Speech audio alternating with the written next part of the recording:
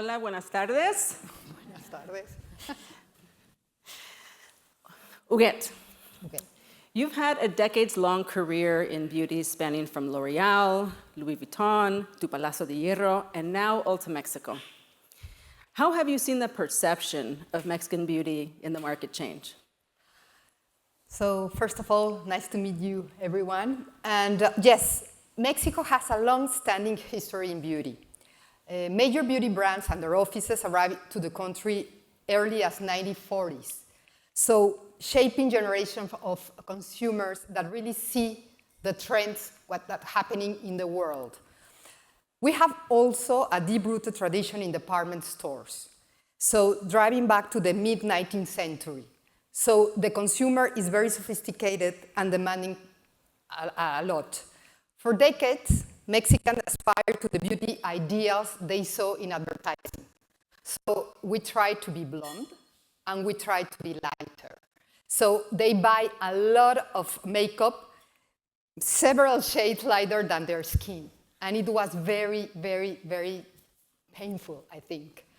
And later, when I returned to Palacio de Hierro like 6 years ago, I witnessed a major transformation.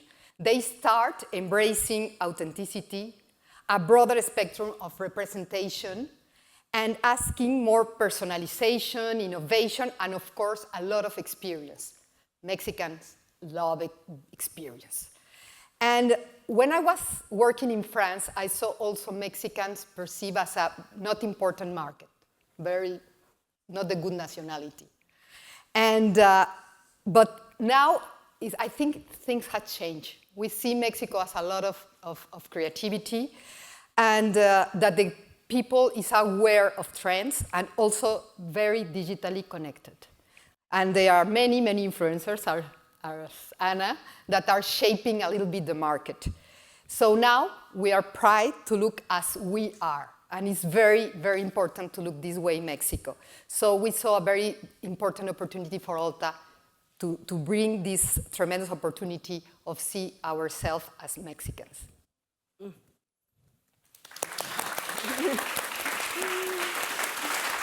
Thank you again. Remy, you moved from Europe, and you have now been in Mexico City for over 10 years. Yes. What have you learned about the Mexican beauty consumer that others could benefit from? I would say that first, Mexico doesn't follow trends. Mexico is the trend. And on every industry, like the most amazing malls I've seen in my life are in Mexico City. The food, with now Michelin star. Michelin arrived 2 years ago, and the Michelin star everywhere in Mexico City. To Huguette's point, the retail experience, the most amazing department store where you've been working for a few years. And I would say also that the Mexican consumer and the Mexican beauty market is massive. It's a $60 billion market that is growing, very sophisticated. They have clear, they don't always follow global trends. They have unique needs, very like waterproof mascara, very matte lip, but without dryness. But what I would say is that to me, the most important thing is how cultural insight is key. For example, in our brand, Sareli Sari, that co-founded with this wonderful person here, our top-selling product is a mascara called Long Cow Lashes. People would say like, why you put a cow on the packaging? Literally, we have a big cow on the box. And that comes from an insight that basically any abuelas would tell that Latinas have pestañas de vaca. Why? Because they are long, thin, and grow downwards. And the fact that we literally like leverage that became viral. It's one of the top-selling mascara in Mexico right now, before some big name like L'Oreal.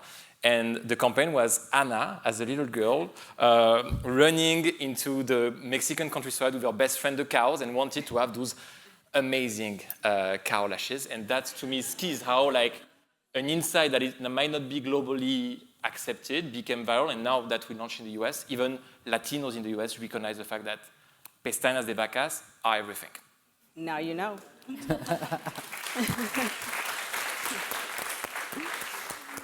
Anna, as an influencer founder, you have seen so many products.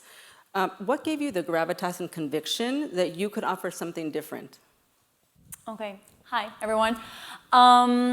I feel super blessed to have this job and to try thousands of products that have been sent to me. And all of them, amazing, amazing brands. It's a quite competitive market. Pretty much the majority of them are created, and marketed for Northern Americans, for Europeans, for Asians, and that's when I've found the gap. My community and myself, we didn't see ourselves on the brands on the shelves, in the brands of the shelves. So that was the first pinpoint, like I want to feel represented on the beauty shelves. That's when I knew I could bring a combined perspective of performance, of course, after trying so many products and being a beauty enthusiast. Also, cute aesthetics, of course, not the cliche of you think of Mexico of like this and Frida Kahlo, of like what actually Mexico is right now. It's a cool city. Like all of my neighbors right now are like New Yorkers. I'm a round of New York and Mexico City for some reason, but it's cool. Like it's getting popular because it's a creative city, spicy energy city. Like everything we do, like Mexico has so much creativity and power and potential that I know I can combine that with performance and also that cultural pride and create something to make the community that I created for years and myself to feel represented. And also, I think a major key point was also that I had a direct line with millions of people and followers like, hey, do you actually like this? So we co-create everything. Sometimes Frankenstein says like, I know this is hideous, but do you actually like it? And they're like, dude, don't launch that. That's not gonna sell. Like, okay, thank you. So I think that's also something that pushed me to launch the brand. And my business husband, he was like, yes, we can do this. Because at the beginning I was a little bit scared, so yeah. Amazing. Noor, you spent over a decade at L'Oreal. But when it came time to build your own brand, you didn't just create Ahora. You rooted it in Mexico. You named it Ahora Mexico. So why did you choose to anchor it, your brand, so explicitly to a place? And how has that decision shaped your storytelling, your positioning, everything? It was hard in the beginning to decide. I decided I really wanted to name it Mexico. We had friends of the brand, investors, technical people, because by the way, SEO is not great when you put Mexico in your name and your authority in Google goes down. Like there was a lot of technical things behind it, but it was so important because, of course, it came from a love for Mexico. It came from a love for beauty. It came from a lot of frustrations that Mexico did answer. Beauty is full of the North. Think about the many brands that end with Paris, London, New York, or LA. I think clean beauty has become a bit beige, and it needs a bit more color. And we have a big problem with plastic. And unfortunately, plastic, the North pollutes, and it's the South that chokes. So Mexico was a very good answer for that, especially as we're building a brand for luxury, premium, and an origin is important. Because an origin gives you flavors, scents, designers, artistry, colors. It makes your job easier, and it makes it easier to do timeless things. And that's what we've been doing on the brand. We wanted to do quite the cult of the object and of storytelling and of culture. Like our eyeshadow palette, the gold is not any gold. It's the same gold as it's the most used gold in Mexico because it's the 10 peso coin fresh from the bank. It's that gold. And then you have like steps that are the same proportions as Art Deco steps of the Bellas Artes. Then you have colors that come from very specific artists and what they've done. And that's what we think is gonna keep something ingrained in a culture for a long time, because putting a place of origin does get you far. I love it. I think we're the most colorful panel at the forum. You can clap for that. Yeah. Back to you, Huguette. What is Ulta Beauty bringing to the Mexican beauty market and consumer that will differentiate it from the current offerings in the country? I think we arrived to a market that is not easy, it's complex. It's not like you arrive and you conquer very quickly, no? It's a very highly nuanced market. What I mean, it's you have a national identity, but it's very different the North and the South. You are not like arrive to Mexico City and Monterrey are going to buy the same thing. It's not exactly like that. when we thought about Ulta, it's also to thought that we are not an extension of US. And many people think about it. They say, oh, Mexico, US. So that means the brands are the same. It's not like that. Look, you have brands like Loewe that in Europe are very important, in US no, and in Mexico is one of the most important fragrances. Carolina Herrera now is growing in US, but in Mexico is the number one fragrance sale in the country. So if you want to arrive there, you need to think about Mexicans. And also it's important that we arrive because we believe it's missing this space where you break the traditional barrier between mass and prestige. Mexicans are very sophisticated. They love this amazing department store, very luxury, and they go to the supermarket to buy like the beauty that is not like so expensive. We need to bring this space where you can buy and try both. And I think it's what Ulta can bring to Mexico. And also this diversity, because we need diversity. We cannot be blonde. We are like what we are, and we love colors, and we love like lipstick is very important in our country. So we need this also to try to build community and to find this celebration of our identity. Follow-up, Uguel, what is difficult about launching in Mexico? As I said, You're at the precipice of a launch, right? so it's a regulated market. It's not easy. It's not like you arrive and you can bring your products like they are. You need to go to COFEPRIS, that is our health department, and to bring all your formulas. It's not so difficult, but you need to bring it and to regulate this market. It's also, as I said, to think about all the country. We are not another Latin American country. Latin America is very different. Each country is different, and we need to think about it. And also, it's very important that you need to be humble and learn, because it's not like, because I know the world, I know Mexico. And I think it's very important when you launch to try to figure it out who is the consumer and go. They are very data-driven. They are people that go to social media. You can look at them. TikTok, you have done an amazing job there. And they are very, very well connected. And you need to know that. And we are young. It's a very big population, young, Gen Z, Alpha. So you need to touch base with them to launch in this country. I love it. This is for the founders on the stage, so Remy, Ana, and Noor. How important is storytelling in the success of your beauty brands? And how do you plan on leveraging these stories as you expand globally?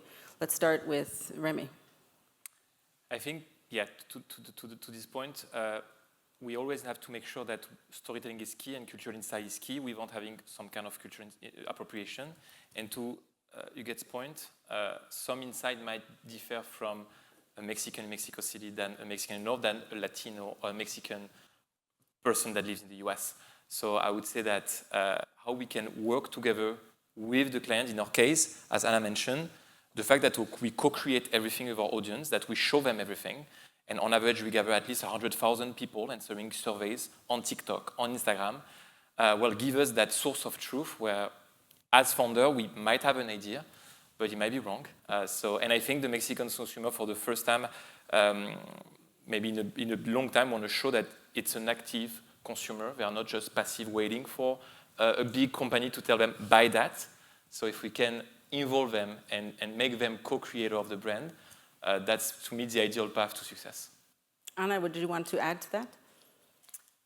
Yes, I know storytelling is important to any brand if you want to grow and have your campaigns and actually connect with people. But it's not for us just, and I speak for the three of us, I hope you agree, and I think you do.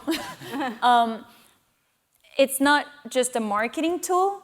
As being Mexico, our identity and that spicy energy, having to do storytelling is the identity, is the DNA. For example, the buchona lip combo to the aesthetic of the buchonas, or for example, the cow lashes for the aesthetic of the cows. It's not just a marketing tool, it's to think about it like that's the brand. So I think when scaling globally, storytelling is gonna be key, because usually when you go to another country, you're like, okay, especially to Mexican brands, they're like, okay, you need to Americanize it. You need to tone it down. You need to make it fit the global standard, because that looks like a global brand.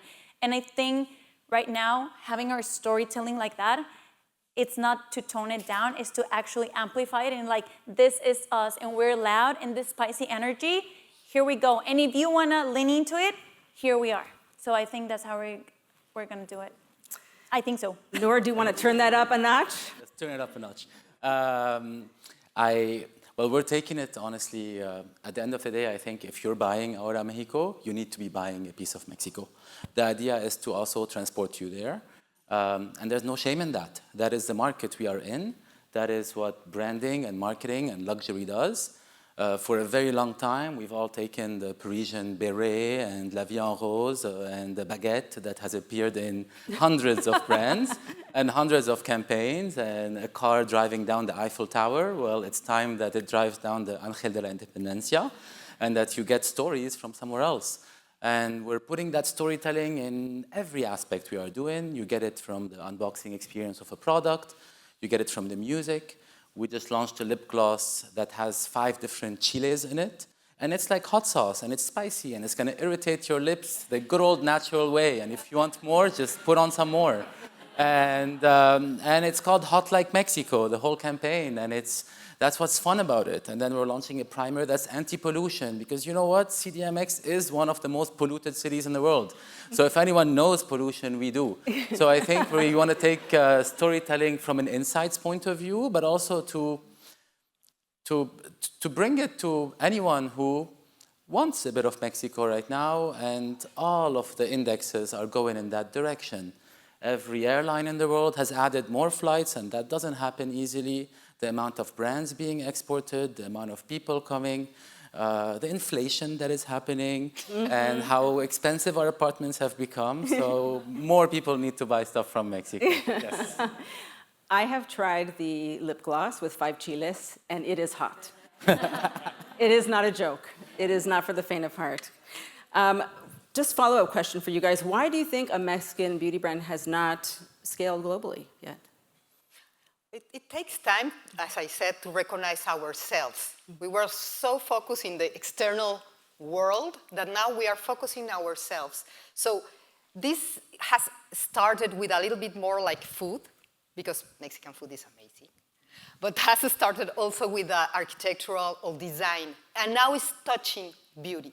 And I think it's what it was missing. And also we have all these ingredients that are so well known in other brands, not in Mexican brands. So we need to take them back, and I hope for the future to have this brand that I can see in all the stores in the world.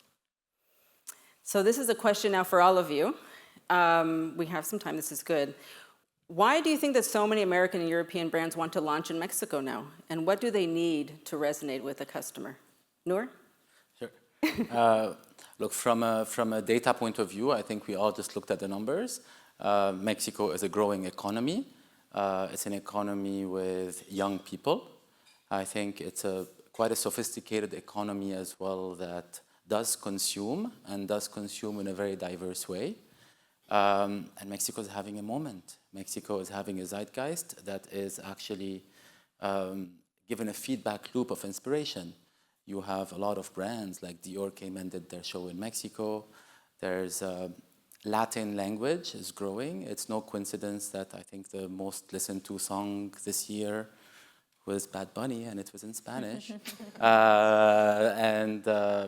So there's a place in culture that I think big brands get to where they were because they can sense when something's happening and they want a piece of it. And I feel everyone's waking up that it's a good time to have a piece of Mexico.